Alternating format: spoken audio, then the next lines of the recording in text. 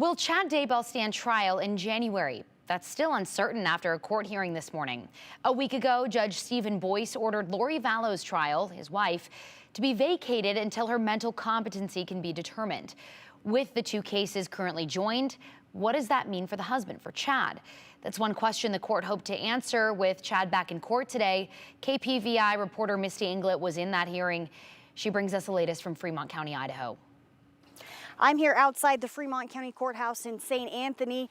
Now, just last month, Judge Stephen Boyce issued a ruling banning all cameras from the courtroom and all future hearings in this case. He even denied a request from the media to audio record this hearing. So while we weren't allowed to film today, I was able to sit in on the hearing, and there were a lot of motions discussed today. First on the table, a motion from the state to stay Chad's case because his co-defendant, Lori Vallow Daybell, currently has a stay in her case. His attorney, John Pryor, wanted a continuance, not a complete stay, because that would hinder their ability to further prep and move forward on Chad's case. Judge Boyce says in Lori's case, a stay is necessary because of competency questions, but that does not apply to Chad, so he denied the state's motion. As for continuing Chad's trial, both Pryor and the state say they could be ready by January 9th, but there are some issues with outstanding evidence.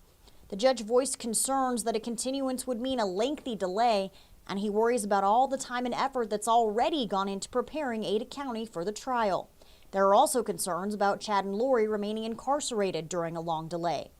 Boyce said he will take the motion under advisement and issue a ruling by October 28th. The next motion from Pryor to sever Chad and Lori's cases. But due to some documents filed just one day ago by the state, Pryor asked that motion be heard at a later date so he could prepare a response. JJ's grandparents, Kay and Larry Woodcock, were also at the hearing, and they said whenever this goes to trial is when it goes to trial. They'll be there no matter what.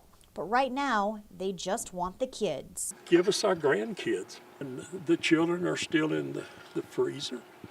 And all we want is a little bit of closure on that, so that at least we have a grave site.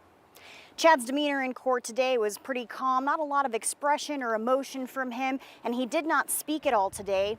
As for Lori, her attorneys were in the courtroom, but she was not. And as for Chad's next court appearance, another motion hearing is currently set for November 10th. Reporting in Fremont County, I'm Misty Inglett.